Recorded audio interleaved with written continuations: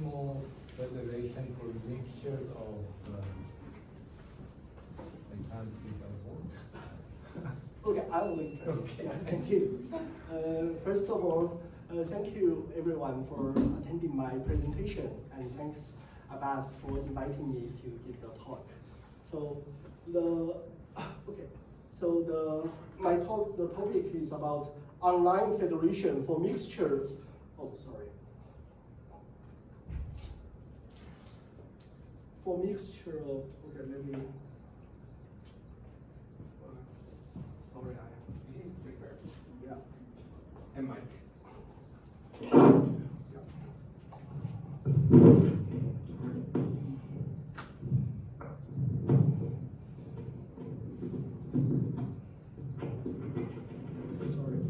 So it's about online federation for mixtures of proprietary agents with black box access. So it's this topic is an intersection of machine learning and game theory. So this is my joint work with Fatima Tabatoli and David Emerson from the Vector Institute, and also Anastasis Krasio from McMaster University, as well as Vector Institute. So, okay, here's the motivation of the research. So first of all, we have seen nowadays the rise of proprietary AI agents such as GPT or BERT and many more. So for those proprietary AI agents, the artificial intelligence agents, they are the private property of the companies. So the internal structures are inaccessible to external users, such as, so we treat them as black box. Okay. But there is increasing need to utilizing those AI agents to solve for complex problems or to improve the precision, to improve the performance of machine learning. So that is the need. But the thing is, we need to, first of all, we need to utilize the collective power of the AI agents. But meanwhile, we need to respect their privacy and autonomy of their agents. So that is a main challenge in the federated learning. So basically, here is our basic setup of the model. So we assume there's in our model we have a central server that can coordinate the agents, coordinates the resources of the agents, and also we have N agents such as those artificial intelligence experts. So the server coordinates the agents for machine learning tasks. In our research, we just take this task as making prediction. And for the agents, each agent performs machine learning tasks locally without sharing internal parameters. For example, making predictions. They just receive the input of the prediction and generate output, but not let others know, okay, what I'm doing. I just say what the output is. And of course, everyone has no access to others' structures, parameters. Only input-output behavior is observable. And the objective of our research is to propose an equilibrium learning strategy that improves the prediction accuracy by coordinating the agents. That is the purpose of federated learning. And also respect each agent's autonomy and privacy. So that is the reality we have to respect. So, so here we introduce our so-called the proprietary federated learning. So here is an introduction of the basic model. So because federated learning is the collective, is a federation of a group of agents. So here we should set up how the model for each individual agent. So for each individual agent, it has a sequential online sequential learner. So each individual agent makes prediction that is half yi at every time t, making prediction for t plus 1 based on the historical state, that is a historical prediction, plus a residual state. So this residual state is just the product of a latent state, that is zi, and linear decoder beta I. So here's more details about the latent state Zi is usually generated by a deep feature encoder. So that depends on some historical input sequence xt. So xt, the historical x from time 0 to time t, plus some random resources, and also it can depend on its previous state. And the agent I, each agent I controls the linear decoder, that is the beta I, dynamically to update the prediction. That means it's like, so we treat this as a linear prediction model. So that means at every time t to predict for t plus 1. So each agent just treats Zi as given and choose some proper beta I to update the prediction. So that is the model, machine learning model for each individual agent. Okay, so, and then here is a scheme of our proprietary federated learning. So the server makes prediction, because that is our ultimate goal. The server makes predictions periodically every t units of time. The time may be the machine time or just t units of time. So that means every capital T, that means a time capital T or multiple of capital T, the server can collect the agent's predictions and output some ensemble prediction based on the predictions of those individual agents. And of course, between the synchronization, so those prediction time, capital T, we call it synchronization times. That is, need to synchronize those individual agents. But before the synchronization times, they also have some other work to do. First of all, that is when small t is between the last synchronization time and the next synchronization time. And what the agents do during those non-synchronization times, the agents also make independent predictions while ignoring others. So they just do independent work without knowing others and don't caring about others' work. And also, they communicate their predictions only to the server, right? Just communicate to the server, but don't care about others. So one reason for this is just the cost of communication. So that means they just need to communicate to the server instead of to everybody else. So that saves the communication cost. And the server receives agents' predictions at every small t between synchronization times, and find some mixture weights. That means assign weights to the predictions of the agents. And then at synchronization times, which is a multiple of the period t, capital T. So at synchronization times, the agents communicate with each other and makes predictions. So that means, later I'll give more details, but I can tell you now, the agents at synchronization times will utilize the information from the server's weight from the non-synchronization times. Yeah, they like making a two-stage. So, and also the server finally will output an ensemble prediction by mixing the agent's predictions using the weights calculated in the first stage. Okay, so here's a rough plan of the scheme. So now let's give the details of the algorithm. So between synchronization times, so for this analysis, we just focus on one period. That means starting from time 0 to time capital T. So this is just one period of synchronization. So between 0 and capital T, that means it's between synchronization times. And each agent find a unique, for each small t, find a unique minimum beta t to solve this learning problem. That means making prediction for y.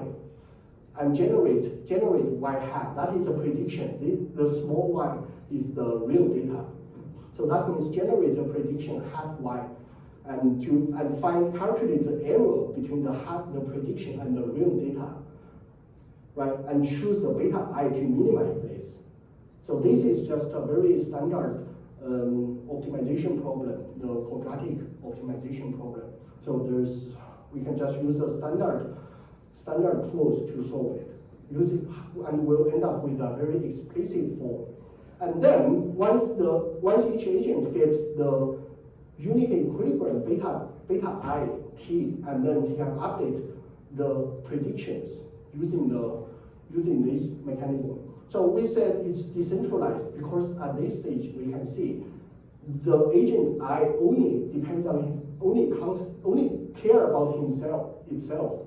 He didn't take into account any information from other agents. So that is why we call it decentralized predictions, because later they are going to be the centralized prediction. And then once the agent got the predictions, he communicated to the server at every small time, small t, between two synchronization rounds. Okay, and what does the server do between the synchronization times? So the server, of course, receives the individual predictions from the agent in the previous step, and then find the optimal weights for every small time t. That solves this optimization problem. This learning problem is also minimizing. This objective is the difference between the y, the real data, and the average. I say the weighted average of the prediction of the agents. So that means they choose the optimal wi's for every agent to minimize this objective. Also, of course, there is a term to control the total energy for the energy, and also there is a restriction, that is the sum of the weights is some eta, that is the total weights to be assigned. So, and also for this problem, we can also solve it using standard optimization techniques. And then now we come to the synchronization time. At the capital time, the agents at capital T communicate their predictions with each other. So how do they communicate with each other? They will work collectively together to solve a Nash game. So we can see here, for every agent I, it has an objective function. That is to minimize the difference between the ensemble prediction and the real data. So the ensemble prediction, the WJs are obtained from the previous step in the non-synchronization times. The server have already calculated and obtained the WJs in the previous round, right? And then each agent should control its own prediction, so as to minimize this objective. That means minimize the prediction error of the ensemble prediction. So here, in this step, we can see everyone needs to communicate with each other, because this term, in the objective of an agent I, it involves the prediction of others. So that means everyone should be aware of others' prediction, should be aware of others' output. But here, we don't need to know others' internal structure, internal parameters. We don't need to know. We just need to observe the prediction. So for this Nash equilibrium, this is also a very standard linear quadratic Nash game. So the Nash equilibrium, that is a vector of the betas, the decoders for the agent that should satisfy this condition. That means no one, that means if everybody takes a Nash equilibrium strategy, then anyone else who wants to deviate from the Nash equilibrium strategy, then he will get worse. So that is just it's not the best, but it's equilibrium. That means no one can get better. No one can get better by unilaterally deviate from the equilibrium strategy. And luckily, we have our Nash equilibrium get a state feedback form. That means the equilibrium strategy depends on the output, the predictions of the others. That is, we call it the state variable. And the coefficients Gi and Hi, they are just computed from some a system of nonlinear Ricard equations. That is a function that depends on depends on the expectation of the cross variation of the latent variables. But anyway, that's a high dimensional Ricard equations, which is nonlinear. So, but we have an explicit solution. It's proved. And then the agents use the Nash equilibrium strategies to run the prediction again, to generate the prediction for time t. Just that means take this back from time 0 to time t to run this prediction process again to update the prediction. And then in the final step, the server will produce an ensemble prediction by weighting the output of the agent by the optimal weights W's that the server calculated in the non-synchronization steps. So it's like we are doing synchronization step. We run this process 2 times. The first time is running the synchronization non-synchronization steps. That means everyone works individually and only communicates with the server. And then once they reach the synchronization time, they come back, they communicate with each other, and they make use of the mixture weights from the server, and then recalculate and re-update the prediction. That's the main idea of the algorithm. So of course we do some numerical experiments with various AI agents. So the first is the transformer with deterministic feature encoders. And the second is random feature networks. And the third one is echo-state networks. And also we test our approach using different data sets. We use synthetic data sets generated by periodic signals, generated by logistic map, and generated by concept drift. And we also use the real-world data sets. That is, we use the Bank of Canada exchange rate and the electricity transformer temperature. So, yeah, and then the prediction performance is measured by the mean square error. That means compare the prediction with the mean square of the difference between the prediction and the real value. And also, we compare the performance of our game-theoretical approach. That means the output based on the Nash game with the greedy local optimization. That means we just use every agent locally, greedily optimize its individual model without communication with others. And then the server just puts them together, find an average, and to make a prediction. So we just compare them.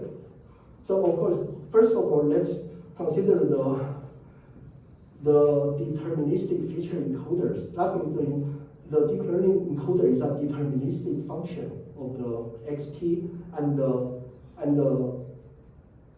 prediction is generated by this mechanism. Oh, sorry.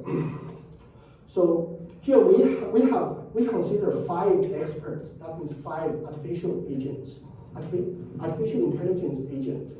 So here we have the 5 data sets. So this this column is the prediction error using our game theoretical prediction, using our game theoretical approach. And the last column is just for the no gain. That means everyone locally optimize the individual model without communicating with each other. So here we can see with Nash game, with the communication, the prediction error is much smaller than the no game case. Okay. And also for the echo state networks, that is, no, I think, yeah, this is for the transformer deterministic feature encoder, and this is for the random feature networks, so that the ZI takes this form. And here the AI and DI, they are just random matrices and random vectors. So that's why we call them random feature networks. And also we can see for this case, our Nash game approach also outperform the no game approach. And the third model is the echo state network. That is the ZI depends on its own history.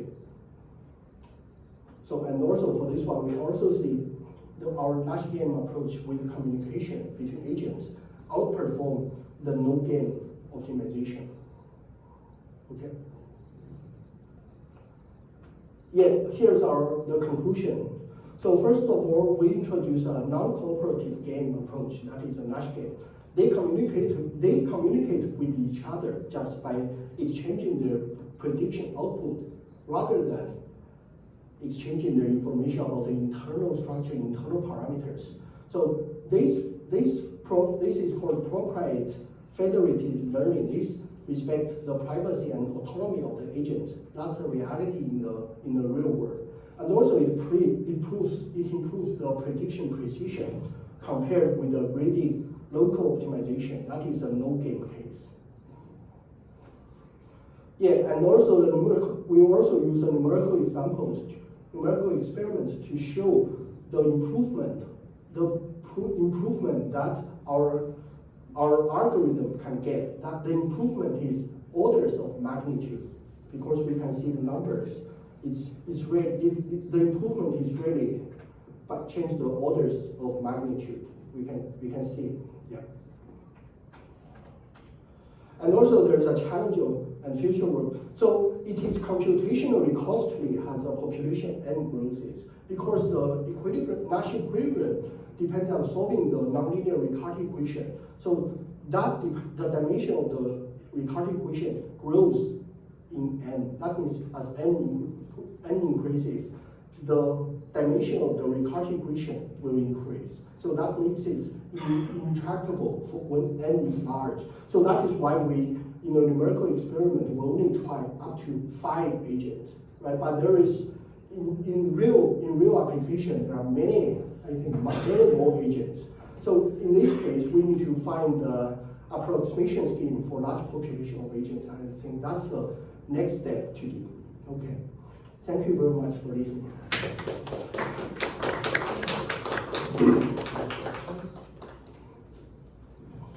We have 5 minutes. And take a break. That was good.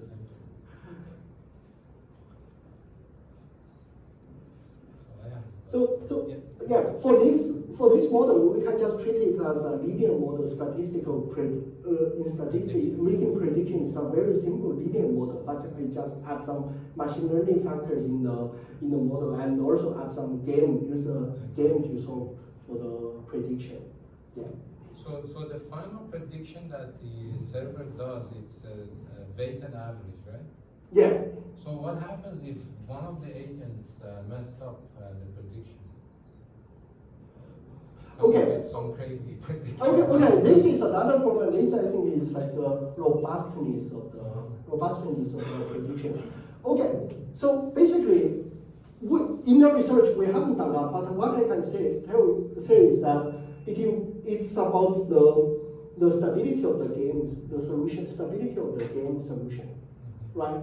So when n is small, a single perturbation is significant, I can say. is significant. But when the population is very large, if we use a large population approximation, I think a single perturbation does not matter. For Yeah. example, if there are 5,007 Yes. agents, then it's Yeah, it's really- but I think to be realistic, it's like 100 or like, yeah, because we don't have so many AI agents like GPT or yeah. But in machine learning applications, let's say if those the agents are computers or Yeah. Depends on how we define the computers. Yes, but it can be thousands of yes. But basically, we're going to just use the so-called midfield game approximation to find an approximate solution to this. That's yeah. Yeah, thank you. Thanks for the question. Very important. Yeah, but of course, for the small number of agents, I think it's worthwhile studying the robustness of the prediction. Yes.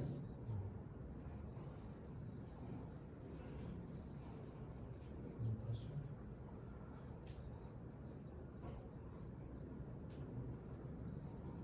Okay, please turn back to the. Okay, thank you. We could either wait for 5 minutes or let's say something.